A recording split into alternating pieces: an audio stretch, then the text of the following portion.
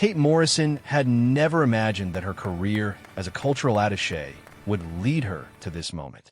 Standing in the grand ballroom of Amalienborg Palace in Copenhagen, she felt the weight of history surrounding her. The chandeliers cast dancing shadows across the marble floors, and the sound of classical music filled the air as Denmark's most distinguished guests mingled in their finest attire. She had arrived in Copenhagen 3 months earlier as part of a cultural exchange program between Britain and Denmark. Her job was simple on paper: facilitate cultural understanding between the two nations and help organize events that would strengthen diplomatic ties. In reality, it meant long hours, careful protocol management, and navigating the complex world of international relations. Kate had studied international relations at Cambridge University, where she graduated with honors. Her professors often praised her natural ability to connect with people from different backgrounds and her keen understanding of cultural nuances. After graduation, she worked for 2 years at the British Embassy in Paris, where she learned the delicate art of diplomacy and developed a deep appreciation for European culture. When the opportunity arose to work in Denmark, Kate jumped at the chance. She had always been fascinated by Scandinavian culture and the Danish concept of hygge, the idea of cozy contentment and comfortable conviviality. Denmark represented everything she admired about modern European society: progressive values, environmental consciousness, and a strong social safety net. Her first weeks in Copenhagen had been challenging. The Danish language proved more difficult than she had anticipated, despite her careful study before arrival. The weather was gray and drizzly, typical for late autumn in Scandinavia. Most challenging of all was understanding the subtle social dynamics of Danish society, where direct communication was valued, but delivered with a gentle touch that took time to master. Kate's supervisor, Henrik Larsen, was a veteran diplomat who had worked in the Danish Foreign Ministry for over 20 years. He was patient with her questions and generous with his knowledge of both Danish culture and the intricacies of royal protocol. Henrik explained that the Danish royal family was beloved by the people not for their grandeur, but for their accessibility and genuine connection to ordinary citizens. The Queen is not like other monarchs, Henrik had told her during one of their morning briefings. She is an artist, a linguist, and someone who truly understands the Danish spirit. When you meet her, you will see why the Danish people respect her so much. Kate had been assigned to help organize tonight's event, a cultural celebration marking the 50th anniversary of diplomatic relations between Britain and Denmark. The evening would feature performances by artists from both countries, followed by a reception where dignitaries could mingle and strengthen cultural bonds. For weeks, Kate had worked tirelessly on every detail. She coordinated with British artists, arranged transportation and accommodations, and worked closely with the palace staff to ensure everything met their exacting standards. She had reviewed guest lists, dietary requirements, security protocols, and even the specific flowers that would be used in the table arrangements. The pressure was immense. This was Kate's first major event, and she knew that any mistake could have diplomatic consequences. She had barely slept for the past week, double-checking every detail and running through contingency plans for potential problems. As guests began arriving, Kate positioned herself near the entrance, greeting British dignitaries and introducing them to their Danish counterparts. She wore a navy blue dress that Henrik had helped her choose, formal enough to show respect for the occasion, but not so elaborate as to draw attention away from the royal family. The first major moment of the evening came when the British ambassador arrived with a delegation that included several prominent artists and cultural figures. Kate smoothly guided them through the receiving line, making introductions and ensuring everyone felt comfortable in the grand surroundings. She noticed how different the palace felt compared to other royal residences she had visited. Amalienborg had an understated elegance that reflected Danish values. The decorations were beautiful, but not ostentatious, and the staff moved with quiet efficiency rather than rigid formality. As the evening progressed, Kate found herself moving between different groups, translating not just language but cultural context. When a British sculptor mentioned his admiration for Danish design, Kate was able to connect him with a Danish furniture designer who shared similar aesthetic philosophies. When a Danish musician expressed interest in British folk traditions, Kate arranged an introduction to a British folk singer who was performing later that evening. These moments of connection were exactly what Kate loved about her work. She could see how art and culture could bridge differences between nations and create genuine understanding between people who might otherwise never meet. The first performance of the evening featured a Danish string quartet playing pieces by both British and Danish composers. Kate watched from the side of the room, noting how the music seemed to weave together the cultural traditions of both nations. The British guests nodded appreciatively at the familiar melodies, while the Danish audience showed their characteristic quiet enthusiasm. During the intermission, Kate was approached by Lars Christensen, the palace's cultural coordinator. He was a tall, thoughtful man in his 50s who had worked with the royal family for over a decade. "Kate, Her Majesty would like to meet you before the reception begins," Lars said quietly. "She has heard excellent reports about your work on tonight's event and wants to thank you personally." Kate felt her heart skip a beat. She had hoped for this moment, but had not dared to expect it. Meeting the Queen of Denmark would be the highlight of her career so far, and she wanted to make sure she handled the encounter with appropriate grace and respect. Lars led her through a series of smaller rooms behind the main ballroom. These private areas of the palace were even more intimate than the public spaces, decorated with personal touches that reflected the royal family's interests. Kate noticed books in multiple languages, artwork that appeared to be personal collections rather than state acquisitions, and family photographs that made the space feel more like a home than a palace. They paused outside an elegant sitting room where Kate could hear quiet conversation in Danish. Lars knocked gently on the door frame and received permission to enter. Inside, Kate saw Queen Margrethe II of Denmark for the first time in person.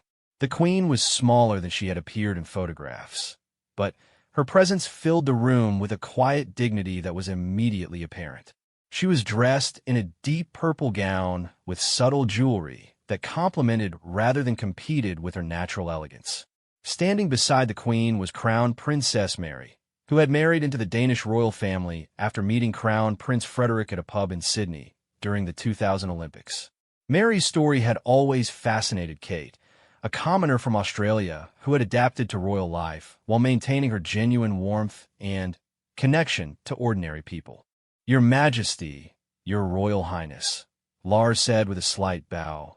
"May I present Kate Morrison, the British cultural attaché who has organized tonight's celebration." Kate curtsied as she had practiced many times, trying to strike the right balance between respect and naturalness. When she looked up, she was struck by the genuine warmth in both women's eyes. "Miss Morrison," the Queen said in perfect English, "Lars tells me that tonight's success is largely due to your efforts. We are very grateful for the care you have taken with every detail." Kate felt a rush of pride and relief. "Thank you, Your Majesty. It has been an honor to work on an event that celebrates the friendship between our two countries." Crown Princess Mary stepped forward with a smile. "I understand you studied at Cambridge? I have such fond memories of my visits to England, especially the countryside around Cambridge." "Yes, Your Royal Highness.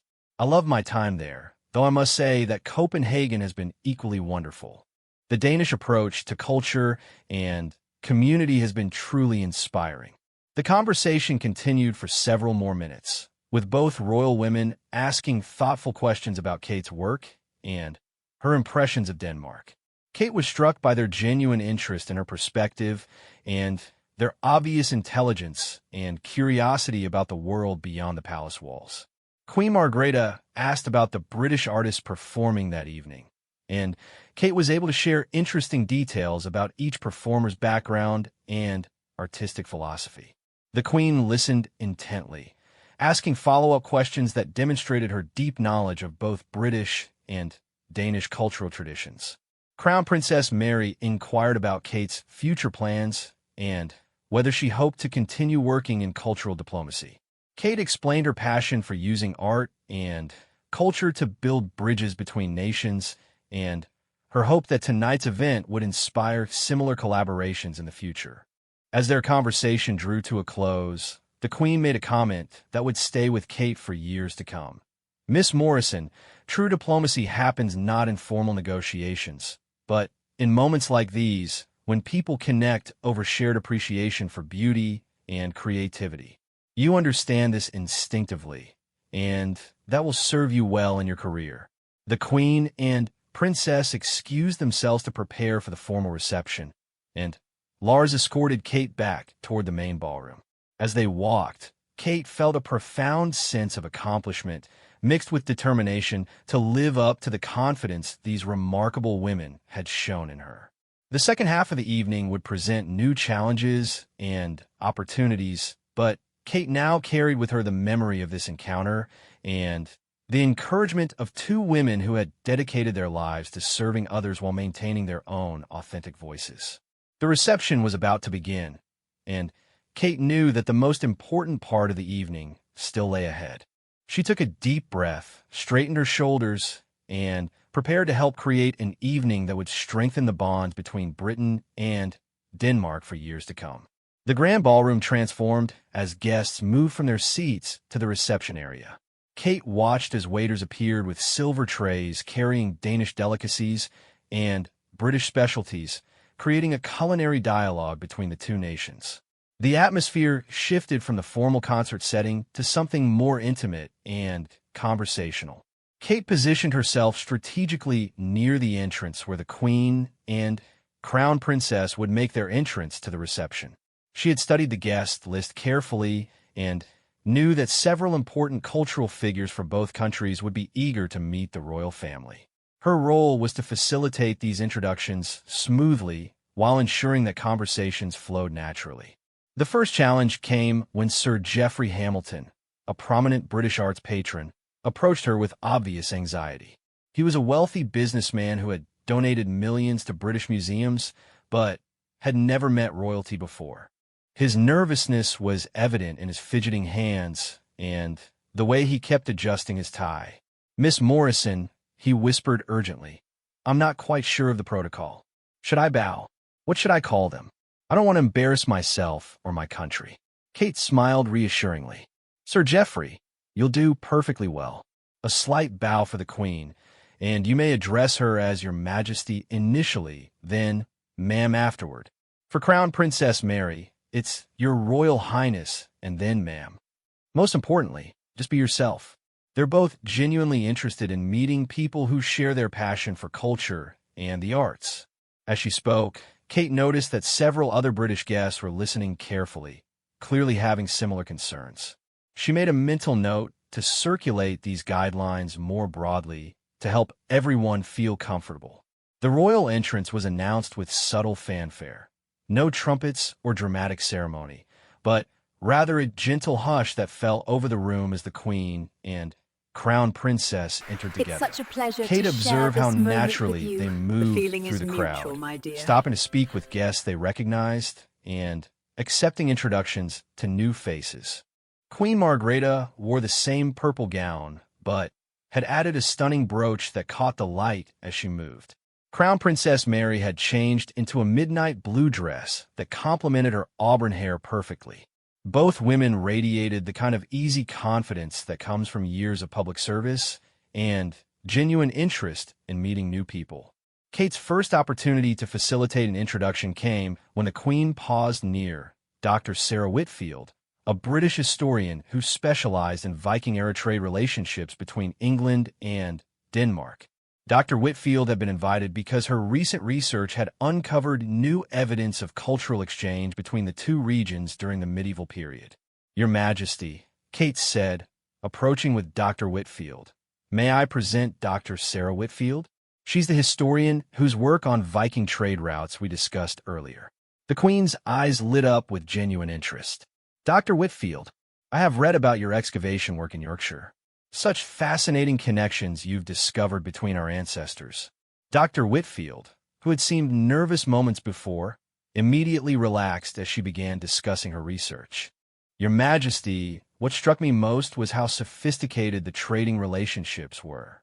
These weren't just raiders, but merchants and craftspeople who established lasting connections across the North Sea. Kate watched as the conversation developed naturally. The Queen asked intelligent questions about archaeological methods and the broader implications of Dr. Whitfield's findings. It was clear that the Queen's interest was genuine rather than polite, and the historian responded with increasing enthusiasm. The jewelry designs we've found show clear Danish influences in Yorkshire, Dr. Whitfield explained, and we've discovered English silver coins and Danish burial sites from the same period. These people were building relationships that lasted generations. Crown Princess Mary joined the conversation, adding her own perspective. It's remarkable how history shows us that building bridges between cultures has always been part of human nature. Even in times we think of as violent, people were finding ways to connect and learn from each other. Kate felt a deep satisfaction watching this exchange. This was exactly the kind of meaningful connection the evening was designed to foster. She gradually stepped back to allow the conversation to continue while keeping an eye on other guests who might benefit from similar introductions. Her next challenge came from the Danish side. Astrid Henriksen, a renowned Danish textile artist, was standing alone near one of the display cases, clearly wanting to join conversations but uncertain how to approach the British guests. Kate recognized the same kind of social anxiety she had seen in Sir Geoffrey, but coming from a different cultural perspective. In Danish culture, direct introductions were less common than in British social settings.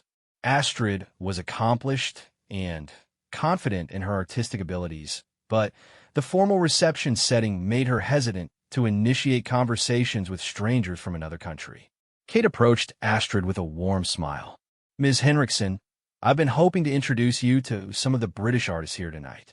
Your tapestry work has been featured in several London galleries, and I know there are people here who would love to meet you."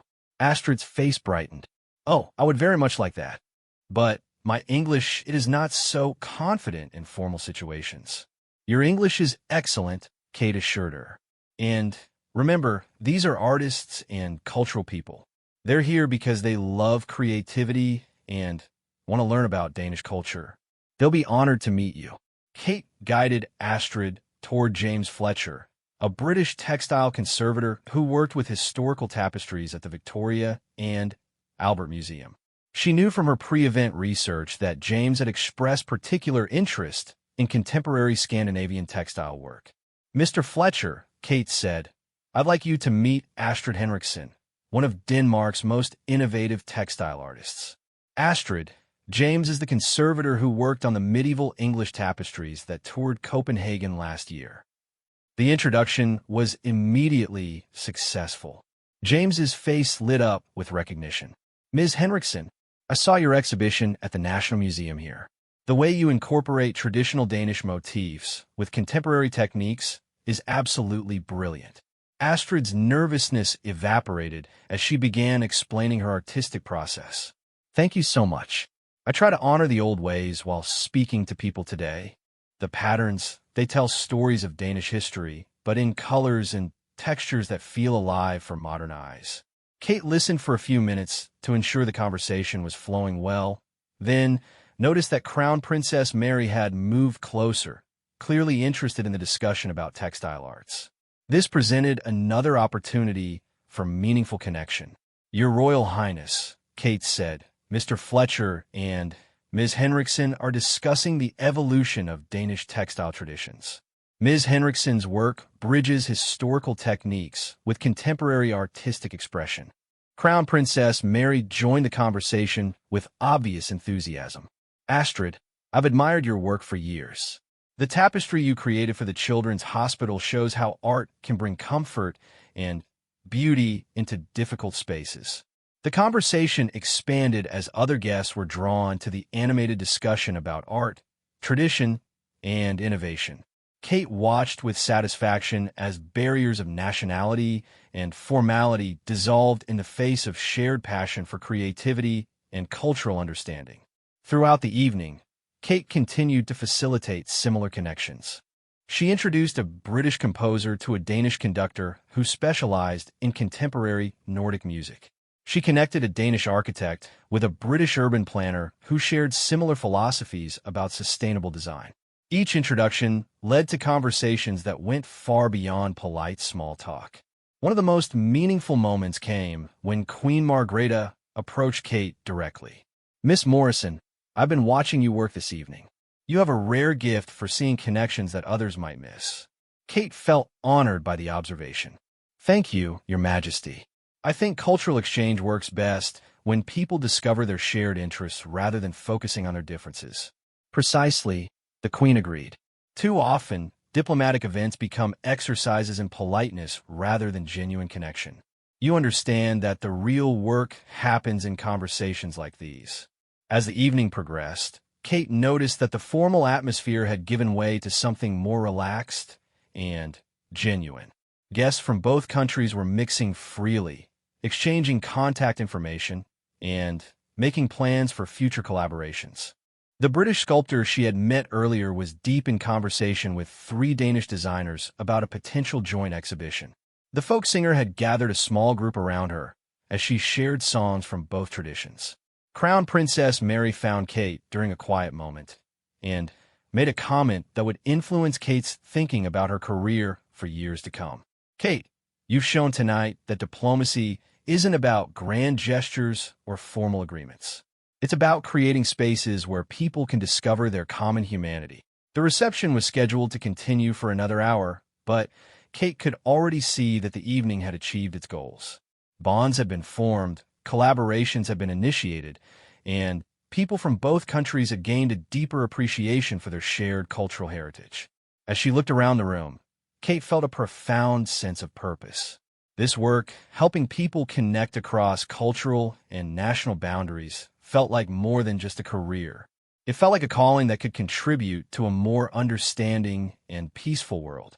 The evening was far from over, and Kate knew that the most important connections might still be waiting to happen. She took a moment to appreciate what had been accomplished so far, then returned to her work of bringing people together through the power of shared culture and mutual respect. As the reception reached its midpoint, Kate found herself managing an unexpected situation that would test all her diplomatic skills. A Danish journalist, Per Madsen, had approached her with concerns about access to the Queen for a brief interview. He represented one of Denmark's most respected cultural magazines and had been promised an opportunity to speak with Her Majesty about the significance of cultural diplomacy. "Miss Morrison," Per said in accented but excellent English, "I was told that I could have 5 minutes with the Queen to discuss tonight's event for our readers. But her schedule seems completely filled with other conversations." Kate quickly assessed the situation. The journalist's request was legitimate. Cultural media coverage was an important part of the evening's objectives. However, she could see that the Queen was deeply engaged in a conversation with a British museum director about a potential exhibition exchange. Interrupting would be inappropriate, but ignoring the journalist's needs would also be problematic. "Mr. Madsen," Kate said thoughtfully, "I can see that Her Majesty is currently in an important discussion. Would you be willing to speak with Crown Princess Mary first? She has been equally involved in tonight's cultural initiatives, and I believe she could provide excellent insights for your article." Per considered this suggestion.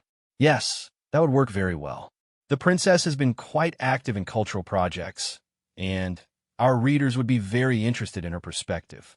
Kate guided Per toward Crown Princess Mary, who was examining a display of British crafts with several Danish artisans. She waited for a natural break in the conversation before approaching. "Your Royal Highness," Kate said quietly, "Mr. Madsen from Kultur Denmark will be honored to speak with you briefly about tonight's cultural exchange for their readers." Crown Princess Mary smiled warmly at the journalist. "Of course. I'd be delighted to share some thoughts about this wonderful evening." Kate facilitated the introduction and then stepped back slightly to give them space while remaining close enough to assist if needed.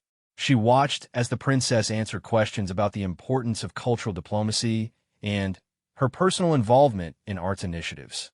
"Tonight demonstrates why cultural exchange matters so much," Crown Princess Mary explained to Per. When people share their creativity and traditions, they discover that they have far more in common than they might have imagined. Art speaks a universal language that transcends political boundaries. Per asked about specific projects the royal family supported, "We have been particularly focused on programs that bring young artists together," the princess replied. "When a British poet works alongside a Danish musician, or when Danish designers collaborate with British architects, they create something entirely new while honoring both traditions." Kate noticed that the conversation was attracting the attention of other guests, including several British cultural officials who were interested in the princess's comments about youth exchange programs. She began to see an opportunity to expand the discussion into something more substantial. "Your Royal Highness," Kate interjected gently, "several of our British colleagues have been discussing similar youth initiatives. Perhaps this could become part of tonight's dialogue." The suggestion worked perfectly. Within minutes, a small group had formed around Crown Princess Mary, including representatives from both British and Danish arts councils, discussing practical ways to implement youth cultural exchanges. Per continued taking notes, clearly pleased that his interview had evolved into something more comprehensive. While this conversation developed, Kate noticed that Queen Margrethe had finished her previous discussion and was now standing alone, observing the various conversations happening around the room. This seemed like the perfect moment to address Per's original request. Kate approached the Queen with respectful confidence. "Your Majesty, Mr. Madsen from Kultur Denmark had hoped to speak with you briefly about tonight's event. If this is a convenient moment, I could arrange a brief conversation." The Queen nodded graciously. "Certainly. I always enjoy speaking with cultural journalists. They help our citizens understand the importance of these international connections." Kate returned to collect Per from the ongoing discussion with Crown Princess Mary. "Mr. Madsen, Her Majesty is now available for that interview we discussed." Per quickly thanked the princess and followed Kate to where the Queen was waiting. Kate made the introduction and then positioned herself nearby, ready to assist with any practical needs that might arise. The interview proceeded beautifully. Per asked thoughtful questions about the Queen's vision for cultural diplomacy, and she responded with the kind of depth and insight that Kate had come to expect from her. "Cultural exchange is not decoration on the edges of diplomacy," the Queen explained. "It is the foundation that makes all other forms of cooperation possible.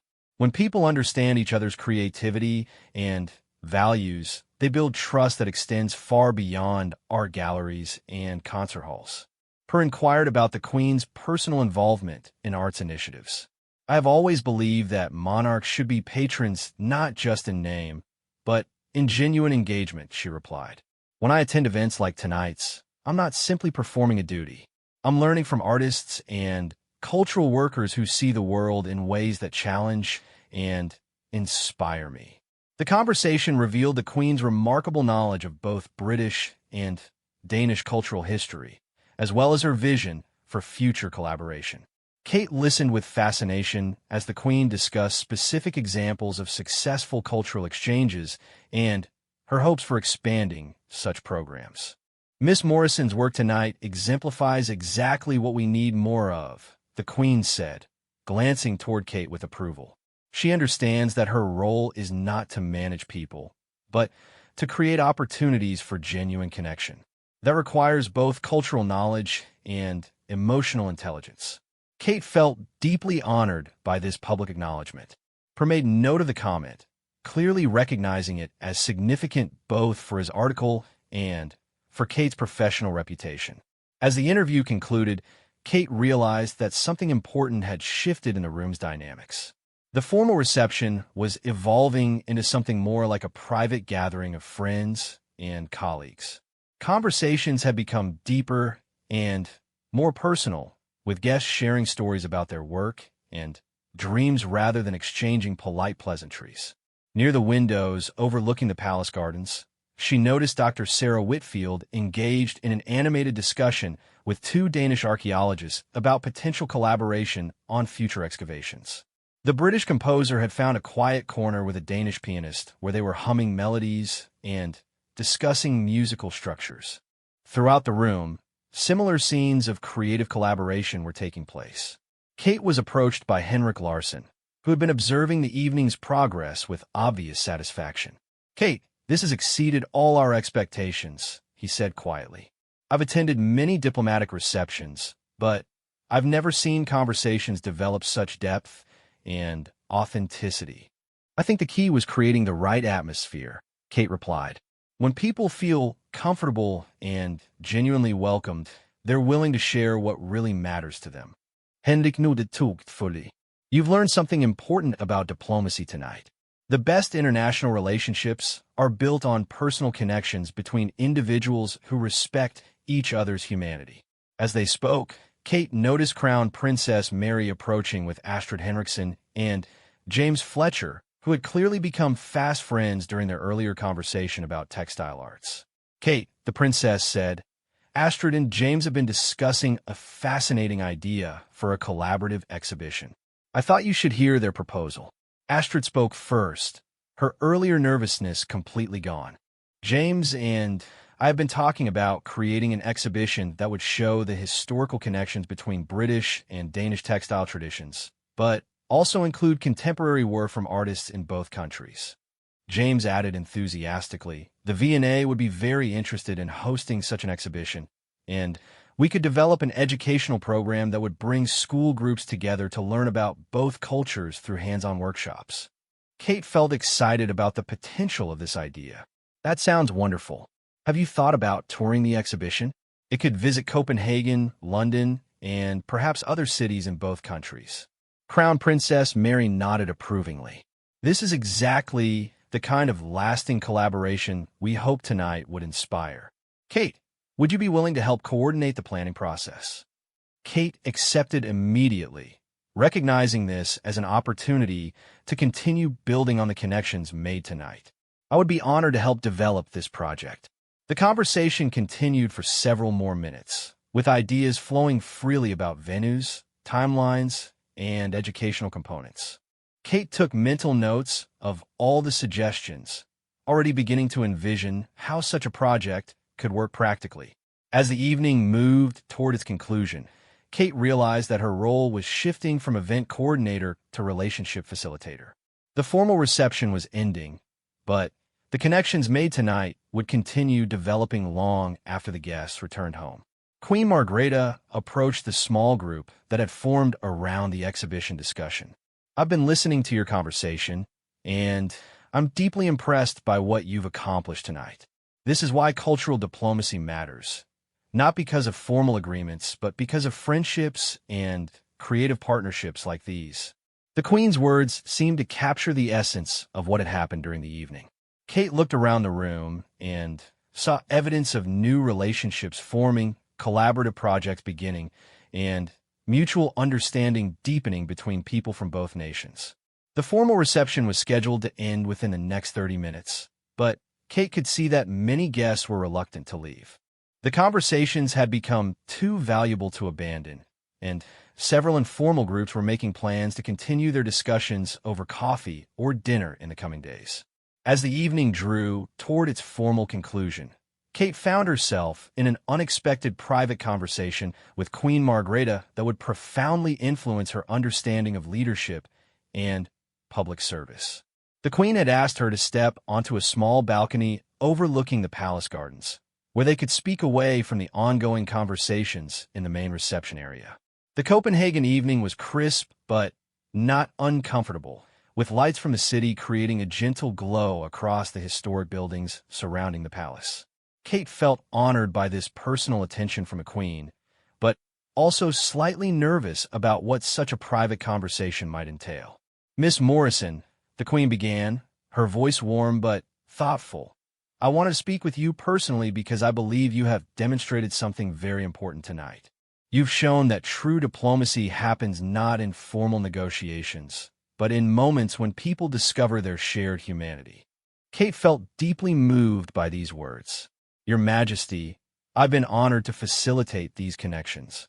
Seeing people from both countries find common ground through their love of art and culture has been incredibly rewarding." The Queen nodded, looking out over the gardens where autumn leaves were visible in the soft lighting.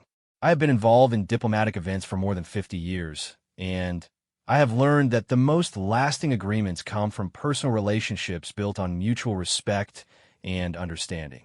What you've accomplished tonight creates a foundation that will support formal diplomatic work for years to come. Kate listened carefully, sensing that the Queen was sharing insights gained from decades of public service. Your Majesty, I've noticed that the most meaningful conversations tonight happened when people stopped thinking about their roles and started sharing what genuinely excited them about their work. Exactly, the Queen replied.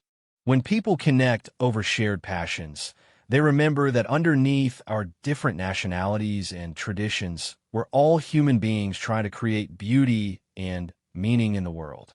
The Queen paused, seeming to consider her words carefully before continuing.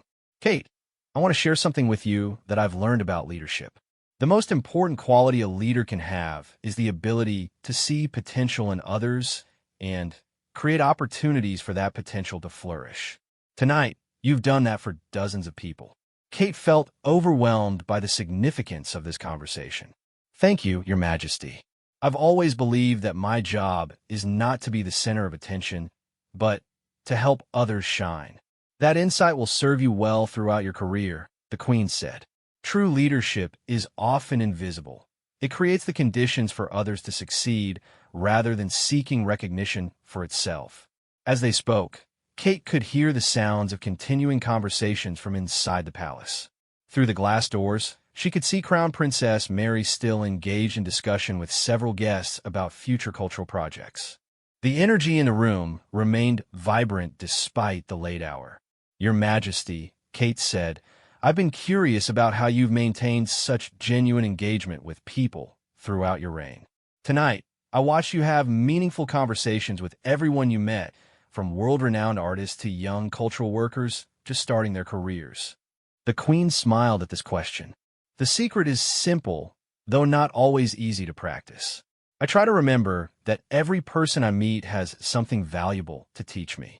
When you approach conversations with genuine curiosity rather than just polite duty, people sense that authenticity and respond with their own.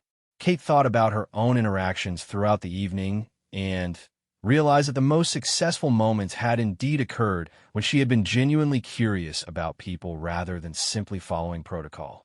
I've also learned, the Queen continued, that people remember how you make them feel far longer than they remember what you say. Tonight, you've made people feel valued and heard. That's a gift that will influence their work and their relationships long after this evening ends. The conversation was interrupted by the quiet approach of Lars Christensen, who appeared at the balcony door with an apologetic expression. Your Majesty, I'm sorry to interrupt, but the British ambassador has requested a brief word with you before the evening concludes. The Queen nodded graciously. Of course. Kate, would you walk back with me? I'd like you to be part of this conversation. As they returned to the main reception area, Kate noticed that the gathering had naturally divided into smaller groups, with the most animated discussions happening around specific collaborative projects that had emerged during the evening. The textile exhibition idea had attracted several additional supporters, and she could see at least 3 other potential partnerships developing. The British ambassador, Sir Robert Thornton, was a distinguished gentleman in his 60s who had served in diplomatic posts around the world. Kate had worked with him on the preliminary planning for tonight's event, and had found him to be both knowledgeable and genuinely committed to strengthening British-Danish relations. Your Majesty, Sir Robert said with a formal bow, I wanted to express our profound gratitude for this evening and for your personal involvement in making it such a success. Ambassador, the gratitude is mutual, the Queen replied. This evening has demonstrated why our 2 countries have maintained such strong relationships for so many centuries. We share fundamental values about the importance of culture, creativity, and human connection. Sir Robert turned to include Kate in the conversation. Your Majesty, Miss Morrison has been instrumental in creating tonight's success. Her understanding of both cultures and her skill in bringing people together has been remarkable. Kate felt honored by this acknowledgement from the ambassador, especially in the presence of the Queen. Thank you, Sir Robert. I've been fortunate to work with such dedicated people on both sides. The Queen added her own observation. Miss Morrison understands that cultural diplomacy is not about promoting one culture over another, but about finding the common threads that connect us all. That wisdom has been evident in every aspect of tonight's program. The ambassador nodded in agreement. We're already receiving inquiries about future collaborations from tonight's attendees. The textile exhibition proposal alone has generated interest from 3 different museums and 2 arts councils. Kate realized that this represented exactly what they had hoped to achieve, not just a successful one-time event, but the beginning of ongoing relationships that would continue to strengthen cultural ties between the 2 nations. Sir Robert, the Queen said, I hope this will be the first of many such cultural exchanges. Denmark and Britain have much to offer each other, and events like tonight's show how naturally our artists and cultural workers collaborate when given the opportunity. The ambassador assured her that the British government was committed to supporting continued cultural collaboration. We're already discussing how to formalize some of the partnerships that have emerged tonight, and we're hopeful that Miss Morrison will continue to play a central role in these developments. Kate felt a surge of excitement about the future possibilities while also recognizing the responsibility that came with such trust from both governments. As the formal conversation with the ambassador concluded, Kate noticed that Crown Princess Mary was approaching with several guests who seemed eager to share their thoughts about the evening. Your Majesty, the princess said, our guests have some wonderful feedback about tonight's program, and several have specific proposals for future collaboration. The group included Dr. Sarah Whitfield, who had developed an idea for a joint archaeological conference, Astrid Henriksen, whose textile exhibition proposal had evolved into a multi-year cultural exchange program, and James Fletcher, who was enthusiastic about educational components that could reach young people in both countries. Dr. Whitfield spoke first. Your Majesty, tonight has inspired us to think beyond individual projects toward a sustained program of cultural and academic exchange. We're envisioning partnerships that could involve universities, museums, and cultural institutions in both countries. Astrid added her perspective. The conversation tonight has shown us that our traditions are more connected than we realized. Danish and British artists have been influencing each other for centuries, and we have an opportunity to help people understand these historical connections while creating new ones. James brought a practical dimension to the discussion. We're talking about programs that could reach thousands of young people, giving them opportunities to experience both cultures through hands-on workshops, exchange visits, and collaborative projects. The Queen listened to these proposals with obvious interest and enthusiasm. These ideas represent exactly what cultural diplomacy should accomplish. Not just formal agreements between governments, but grassroots connections between people who share common interests and values. Kate found herself in the unique position of helping to coordinate this emerging discussion between the royal family and the cultural leaders who would likely implement these projects. She realized that her role was evolving from event organizer to ongoing facilitator of international cultural collaboration. Crown Princess Mary addressed Kate directly. Kate, these projects will need someone who understands both cultures and can help coordinate between multiple institutions and governments. Would you be interested in taking on that kind of expanded role? Kate felt both excitement and humility at this opportunity. Your Royal Highness, I would be honored to help develop these partnerships. Tonight has shown me how much can be accomplished when people from different countries work together toward common goals. The evening was officially ending, but Kate could see that the relationships formed tonight were just beginning. As guests began to make their farewells, many exchanged contact information and made specific plans for future meetings and collaborations. The final hour of the reception brought unexpected developments that would reshape Kate's understanding of her career and her future role in international cultural diplomacy. As guests began their farewells, Queen Margrethe asked Kate to join her for one last private conversation in her personal study, a room that reflected the Queen's lifelong commitment to learning and cultural preservation. The study was lined with books in multiple languages, and the walls displayed artwork from Danish artists spanning several centuries. Personal photographs showed the Queen with cultural figures from around the world, evidence of her decades-long commitment to fostering international artistic exchange.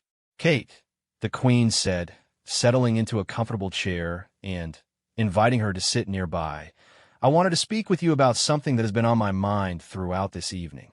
You have demonstrated qualities that are rare in diplomatic circles. The ability to connect with people authentically while maintaining professional excellence." Kate felt honored by this assessment, but also curious about where the conversation was leading. "Your Majesty, tonight has taught me so much about the power of personal connections and diplomacy. Watching you and Crown Princess Mary interact with guests showed me what genuine leadership looks like."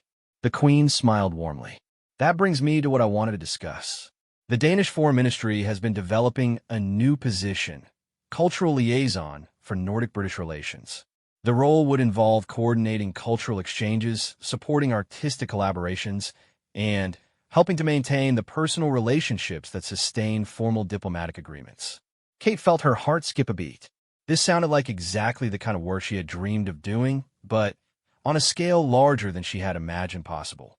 The position would be based partly in Copenhagen and partly in London, the Queen continued, allowing the person in that role to maintain close connections with cultural institutions and government officials in both countries.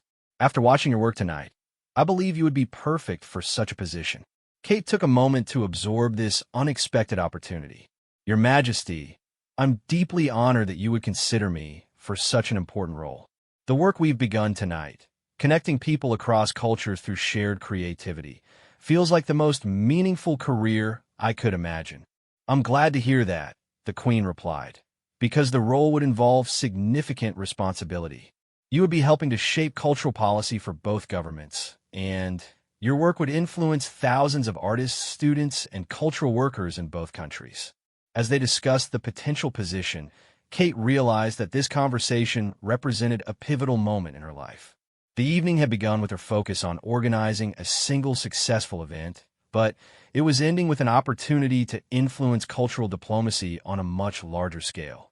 "Your Majesty," Kate said, "I would be honored to pursue this opportunity. Tonight has shown me how much can be accomplished when people from different countries work together, and I would love to help create more opportunities for such collaboration." The Queen expressed her satisfaction with Kate's response and explained that the formal application process would begin in the coming weeks, but that her recommendation would carry significant weight with both the Danish and British governments. Their conversation was interrupted by the arrival of Crown Princess Mary, who brought news that would make the evening even more memorable. "Your Majesty," the princess said, "I wanted to share some wonderful news. 3 of the collaborative projects discussed tonight have already received preliminary approval from their respective institutions." She explained that the textile exhibition had been approved in principle by both the Victoria and Albert Museum and the National Museum of Denmark. The archaeological conference proposed by Dr. Whitfield had received enthusiastic support from Cambridge University and the University of Copenhagen. Most exciting of all, the youth exchange program had attracted interest from arts councils in both countries. "Kate," Crown Princess Mary said, "your facilitation tonight has created momentum that will last for years. These projects will touch the lives of hundreds of artists and thousands of young people." Kate felt overwhelmed by the scope of what had been accomplished in a single evening. "Your Royal Highness, this demonstrates why cultural diplomacy matters so much. When people connect over shared interests, they create possibilities that no one could have imagined alone." The Queen added her own observation. "Tonight has also shown why personal relationships matter in diplomacy. The trust and mutual respect that have developed between tonight's participants will make future collaboration much easier to achieve."